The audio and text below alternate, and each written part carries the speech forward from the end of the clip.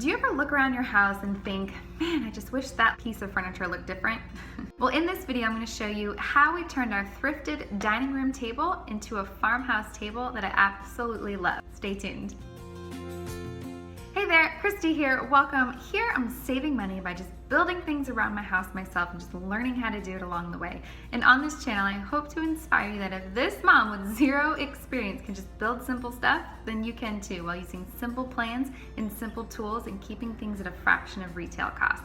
So if you're new here, consider subscribing. So here I have a 2x8. I have 6 of them total to create our new tabletop. And I'm using my miter saw to cut each plank at 5 feet long. And if you don't have a saw, kindly ask someone in your home improvement store to make the cut for you, which is what I had to do before I borrowed this miter saw. Okay, so I'm cutting plank number 6 and I'm ready to move on and attach these boards together. Here I'm going through each board, putting the prettiest side face down, and I'll be attaching these boards using a Kreg pocket hole jig. The instructions recommend starting 2 inches from the edge and drilling pocket holes every 6 inches after that. And then again, 2 inches from the other edge. And using my Kreg jig, first I'm going to set the thickness of my wood. So for example, I'm using a 2x8, so the thickness of a 2x is actually 1.5 inches thick. So once I see the sliders click into place, I'm ready to move on. Okay, so next I'm needing to set the drilling depth for the stop collar. Insert the drill bit tip and snap it into place. And now I'm placing the collar with the mark that matches my workpiece thickness, so in this case is 1.5 inches. And then just tightening the stop collar with a hex wrench. So there you have it, my drill bit is ready to go. First plank complete. You see the 2 inches from the edge and then every 6 inches like it recommends. And I'll show you how I did it in just a sec. Using the tabletop that we're about to replace, I'm using it as a workspace. I slide the board out, getting ready to clamp down the Kreg jig. Tightening it down and giving it a wiggle to make sure it's secure.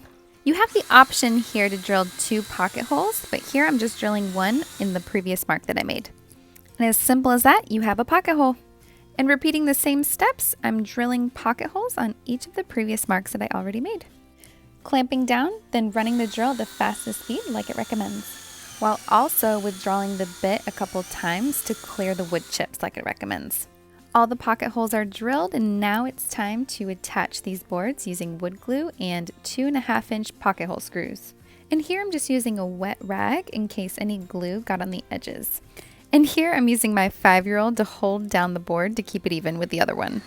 All the pocket hole screws are in plank 1, so I'm testing it to see if it worked. After trial and error, I figured out that using a large bar clamp like this that you see off to the side definitely helped keep the boards nice and tight while I attach the screws. And I just keep repeating the same steps. Wood glue, I'm using a little roller to spread it out and a wet rag to wipe off the excess. Line it up, then set up the clamp, tighten it, grab your 2.5-inch pocket hole screw and begin to drill. So it turns out I'm not very good at picking straight, even boards, so I have my children helping again to help me flatten out the boards while I drill them even with the other one. And don't worry, I don't drill anywhere near their little feet. And for this last bowed plank, I needed a little bit more body weight, so I hopped up there myself. At this point, my arms were so tired I was glad to be done. Remember to leave 1 plank free of pocket holes like you see here on the top.